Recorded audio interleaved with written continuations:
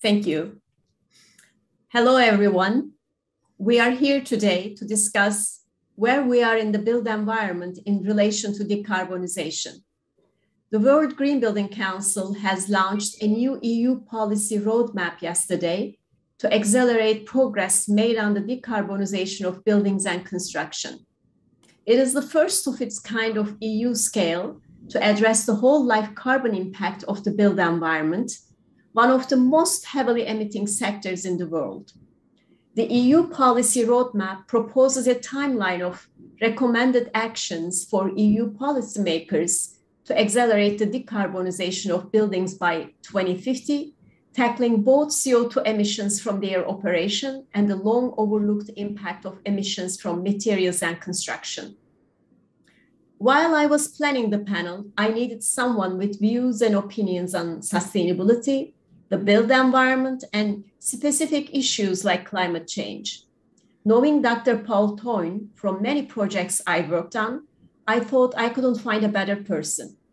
Dr. Toyne is the practice leader in sustainability at Grimshaw Architects, and he is also the London Sustainable Development Commissioner, as appointed by the Mayor of London in 2010. Kate Bryan is joining us from USA and representing BSI, which is one of the founding members of ISO, and has created many of the most well-known international standards for everything from building information modeling to energy management systems to carbon neutrality. We have ambitious goals for 2030 and 2050 for built environment.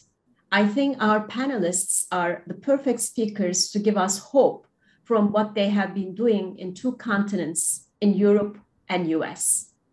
Dr. Toyne and Kate will have presentations to share with us, and I'd like to start with Dr. Toyne. The stage is yours, Dr. Toyne. Welcome.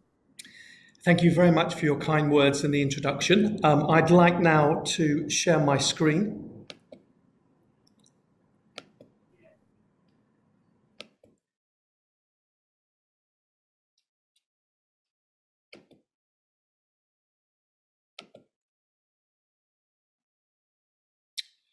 So what I would propose in the next 10 minutes is to share with you the insight from an architectural and design perspective of how the private sector is developing their own decarbonisation roadmaps that will support policy interventions and targets as stated by the EU and other jurisdictions.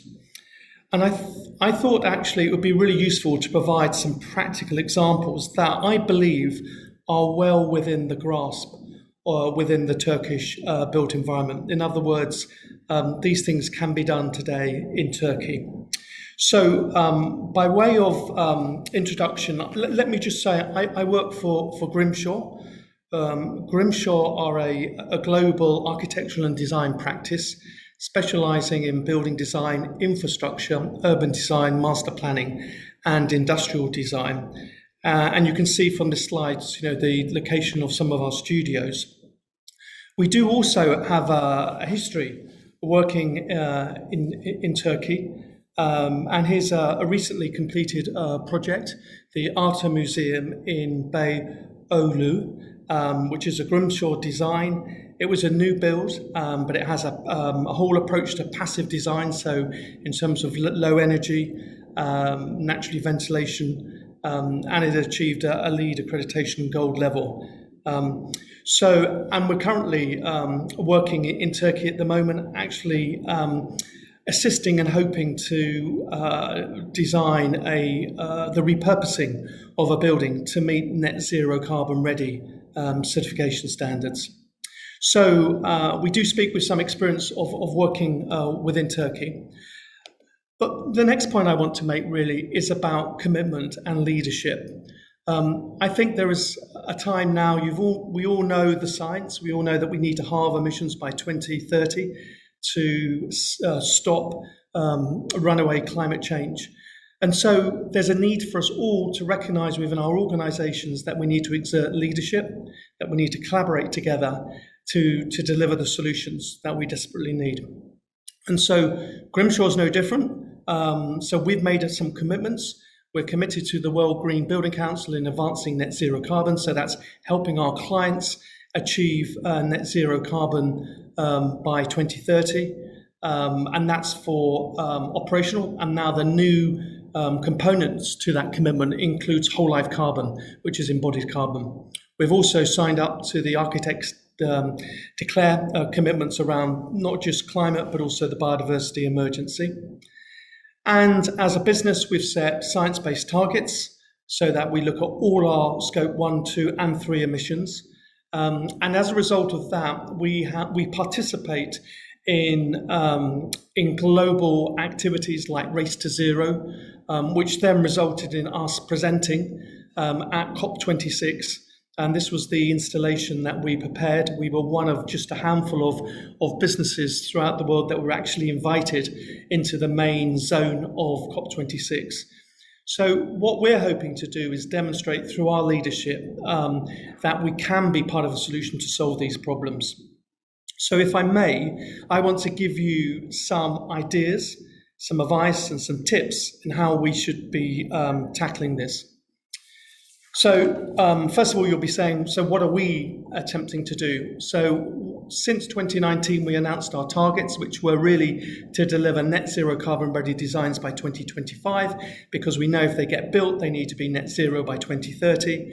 And then actually moving forwards, we know that tackling the climate emergency is only part of the equation in terms of restoring planetary health and some of the inequalities that we find in our communities. So we need actually to deliver a built environment through our buildings and infrastructure that is socially and environmentally regenerative design. And, you know, we know at this stage that the answers to achieving this are unknown, but we have to start to think about what we need to do. And net zero carbon gives us one of the opportunities as an entry point. I think it's very important for the Turkish built environment sector to embrace and understand what whole life carbon really is. So when I talk about we're driving net zero carbon, it's about whole life carbon.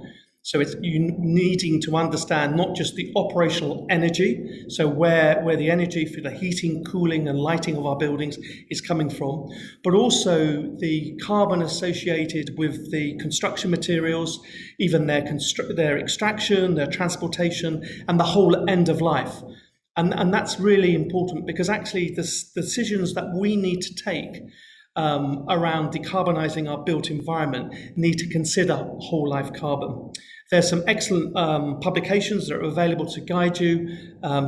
This one actually comes from the World Green Building Council and it's available on their website. So for us to deliver net zero carbon buildings, we need to really understand what kind of objectives we should be helping our clients set around whole life carbon. What are the kind of opportunities and targets that could be set? And then what do you need to do to actually maximize the opportunity to reduce carbon across all aspects of that project lifecycle? So we have set up frameworks for both buildings, infrastructure, and a master planning work that actually enables us to give guidance to clients, to give them the advice to say, this is what's best in class, this is what you should be challenging the construction value chain, including architects, designers, and contractors to deliver for you. So you set carbon reduction goals based on strong, good evidence. You then work to minimize both the operational and embodied carbon. And then if you've got residual carbon left in your system, then you'll have to go into a phase of carbon offsetting, which of course for architects, we need to minimize that cost. So upfront, designing out carbon at every stage is the best possible solution. So you get to your net zero carbon goals. And this is some of the tools that we've developed. This is a decarbonisation pathway. It's actually for buildings. And it takes you from the stage zero, right where you as a client, maybe you're the government and you're about to commission some work, you ask yourself and challenge yourself what you really want to achieve and how you can best meet those objectives. And you go for each stage. And we need to identify where the operational energy is, where the embodied carbon is, who is responsible for taking decisions that maximize those opportunities. And you set out a whole cycle and a program that gives you the project governance to deliver that. And we are implementing these tools to great success and evidence. And it's almost like a mind map of being able to understand that. So that's a little bit about setting up the systems. So what are the approaches to decarbonisation? I think the first thing is actually recognising that we need, wherever possible, to reuse and repurpose our buildings. So this is an example of a design we did in the 1970s on the left-hand side. And it was built in terms of circular design, a kit of parts. And just recently, under new ownership, we upgraded it. We put a new floor in it, and it's been completely reused. So before, it was a factory, and now it's the home to 2 schools at a university, one for art and one for design. Not only that, we've improved the fabric of the building, and the operational energies dramatically, the efficiencies dramatically improved. And by retaining the facade and the main structural elements, we've actually saved a lot of carbon. You can see some of the figures here. So, my first, after understanding that you do actually need to do something, because not doing anything saves the most amount of carbon, but if you do need to do it, is there an opportunity to reuse your buildings? And of course, you can do that in infrastructure as well. And here's London Bridge Station, which is a repurposed station at the heart of London. Again, one of a Grimshaw design. So we maximise light. We use passive ventilation so we don't require huge amounts of heating in the winter for us here in the UK. And again, adaptive reuse is definitely very important. The second thing is, if you are going to design and you're going to build something new, is to embrace the concept of circularity. Here is a new build that we've done for the University of Cambridge in the UK, and it's a circular design. It's got a number of sustainability attributes. It's actually net zero carbon operational energy. But if I just concentrate on the circularity, that building can be added to. You can see we can remove that facade where it's highlighted in blue, and you can strip away that. And all the steelwork is constructed to be deconstructed. So basically we can add on and we make that building longer, and it's part of the master plan for the university. So do consider designing for adaptability and flexibility. Not only that, at the end of the life of that building, the materials can then be reused. They can be upcycled, recycled, or reused. A third key thing is to recognise the importance of research and innovation. This is a permanent building as part of the Dubai Expo, and there's lots of innovation on this particular building. It's going to serve as a museum and a conference centre. It is net zero operational energy. The canopy that you see in front of you, the roof, is a huge big PV array. It also acts as a water funnel because that whole facility is net zero water. So it doesn't need any additional water to service its needs. But some of the innovation we have on there, and you can see to the right-hand side of the picture, we have e-trees. These are structures, man-made structures that follow the sun, and they absorb with photovoltaics the energy from the sun, and then put that back into the system. We've also got water trees, huge amounts of innovation that can be utilised now within the Turkish marketplace. Increasingly, passive house is a very important standard because it actually takes you to at least 60-70% of a reduction in operational energy. And here you see the recently completed Monash University building. This is in Australia. This is a Grimshaw design. This is the Southern Hemisphere's largest passive house design. And something that's been a European idea coming out of Austria and Germany is now being deployed in the Southern Hemisphere. Huge amounts of opportunity to deploy passive house rather than using grid electricity for your heating, cooling and ventilation needs. And then finally, and this hopefully will lead into Keith's presentation, this is a net zero carbon building that, again, we've done in the university sector. It's a new build. And we've been following the ILFI's Net Zero Carbon Certification Scheme. It's yet to get certification. The client may not actually do that. But what they've been exploring is the role of on-site energy or renewables, as well as off-site, and the purchasing of a solar farm so that they can get renewable, off-site renewables feeding into this facility. Not only that, it also addresses the issue of embodied carbon, where we've been using a technique called double deck, which takes away the need for 100% pouring of structural concrete. So you create voids. It doesn't reduce the structural strength of the slabs, but it reduces the embodied carbon by 35%, which actually reminds me, the project we're currently doing in Turkey, we've challenged our structural engineers to be thinking about the different ways of using the structural steel. And we've also achieved a reduction of around 25% of steel that will be required on that project. And that actually equates to saving money as well as saving carbon. And there's some very good evidence, particularly in infrastructure, that if you cut carbon out, you also save money, which is something that clients find very interesting. And actually, it's all about efficiency savings. So there's some ideas about where I believe Turkey can actually learn and implement, and in some cases you're already doing some of this great work. The most important thing is to challenge yourselves and the supply chain to deliver the best possible outcome in terms of reducing carbon in all the projects that you're working on right now. That would be my best advice to you. So I hope that was useful, and thank you very much for listening.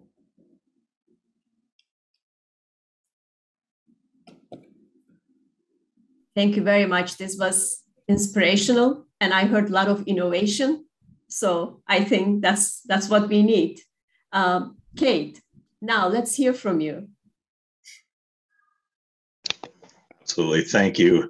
And thank you, Paul. That was a wonderful presentation and an excellent intro into what I'm going to talk about. So I appreciate the lead in.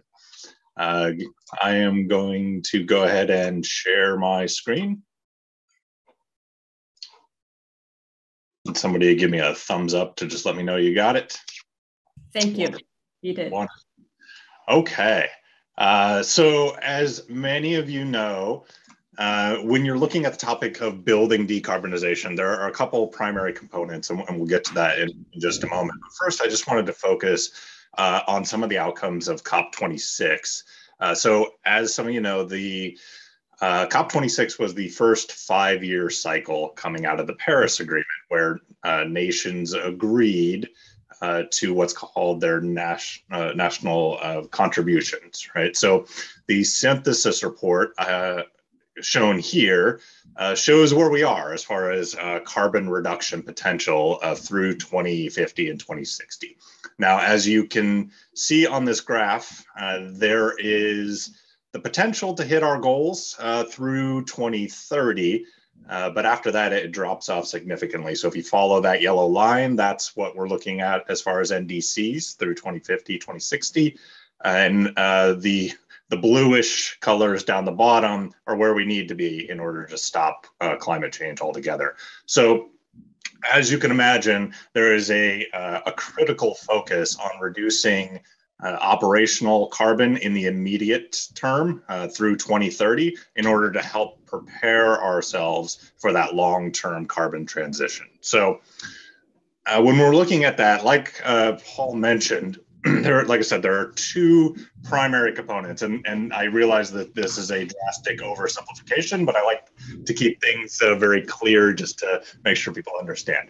So there are two components to building decarbonization. The first is a lot of what Paul was talking about, which is that element on the left, which is embodied carbon.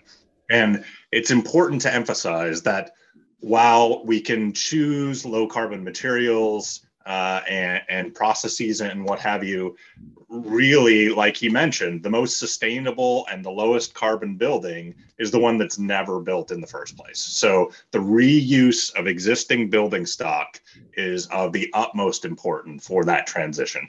And one of the benefits, if you want to call it that, of the global pandemic is that we've seen a massive shift in the way that industry now works. We have a lot more remote work, and it's made existing buildings available for use. So before constructing a new building, first consider if it's even necessary to build that building or whether you can use something that already exists.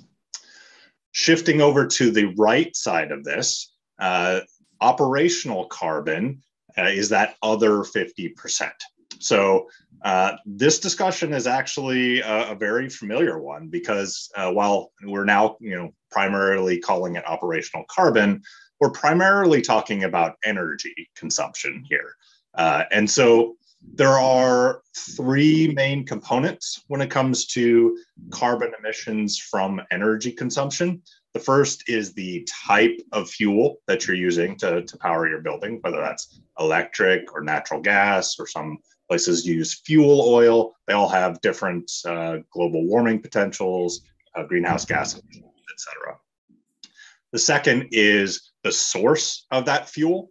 So just to give an easy example, electricity that comes from renewables, solar, wind, etc., has a very different emissions profile than electricity that comes from a coal-generated plant. So understanding where your fuel is coming from is of vital importance for reduction of operational carbon. And then the third and probably most obvious is just the amount that you're consuming within your building. I think that's the one that people would naturally jump to. So when we're focusing on energy, it's important to realize that there are phases in energy efficiency. And what I have up on the screen here is the easiest way that I've seen to approach the energy efficiency discussion. Now, there are variations of this pyramid. This is called the energy pyramid or the energy efficiency pyramid. And you'll see variations throughout different industries and whatnot, but the concept of it is very similar. So when you start from the bottom, those are the easiest changes to make and the most impactful changes that you can make. So the largest reductions of carbon. As you move up that pyramid, both the effort and the cost involved is going to increase.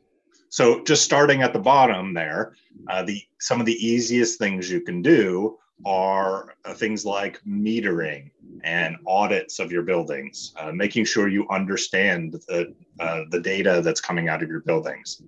And then following on to Paul's point, a new building is great, but those buildings quickly go out of tune, right? So it's very important to emphasize things like preventative maintenance, things like ongoing commissioning, measurement and verification to make sure those systems are operating the way that they were originally designed. Because if they're not, you're not getting those efficiency benefits that were originally built into that new building. Moving up one level, the next level there is energy conservation.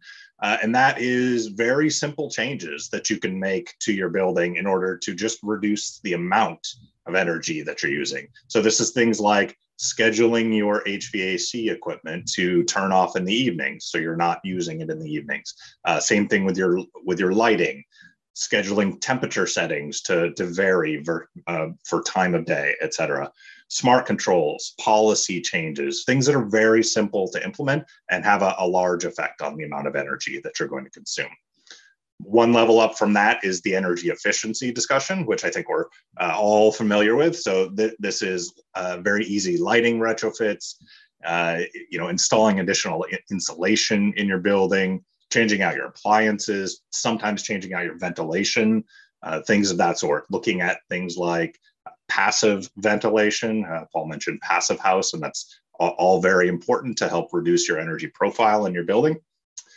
Next one up, as far as cost and difficulty, is something called time of use management, also known as demand management. So this is scheduling large consumption activities in off-peak hours. So electricity, as an example, has different rates for different times of the day. So there are opportunities to schedule some of your activities in lower rate tariffs during nighttime hours or whatnot. This is often coupled with battery backup, so you can charge up your batteries during the evenings when the electricity rates are cheaper, and then start using that energy to level off your peak demand during the day when you actually need to use that electricity. And then last, but certainly not least, is the renewable energy component, which, I think it's tempting to jump directly to that renewable energy component.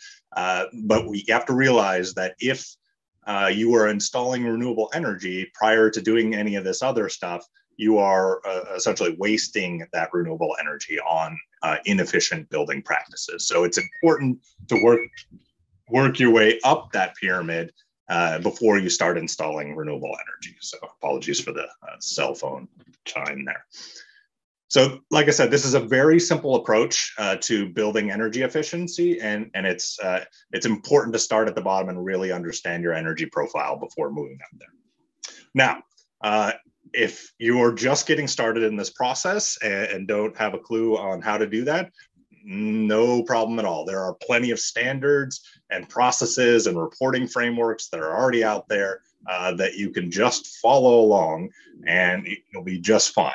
So from the, BSI is one of the founding members of ISO. So obviously we tend to lean towards the ISO perspective, but ISO has energy management standards. There are greenhouse gas calculation standards. There are even carbon neutrality standards with PAS 2060 coming out of the BSI and ISO framework.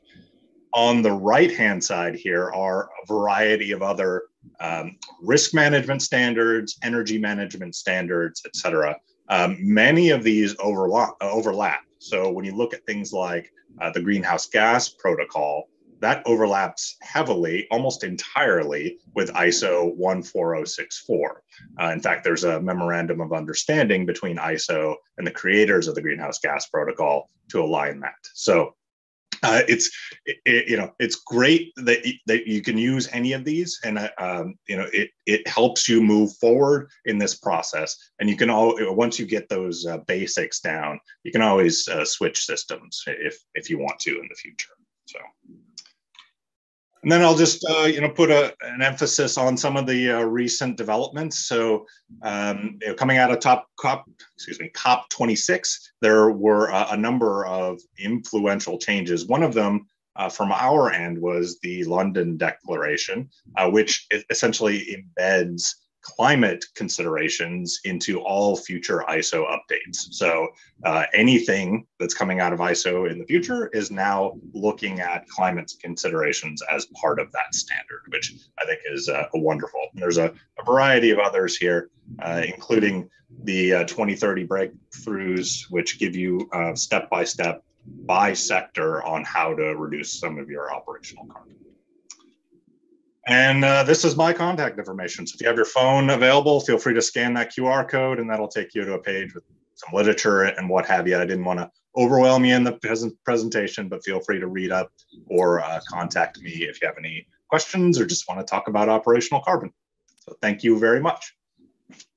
And thank you so much, Kate. You were just on time, and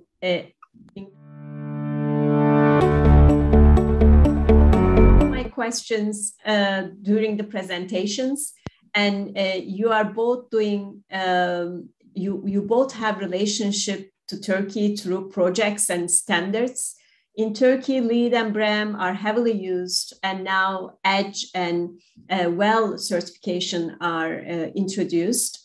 So I'm hoping that your organizations keep working in Turkey and help us decarbonizing the built environment in Turkey too, because UK and US are already doing fantastic jobs.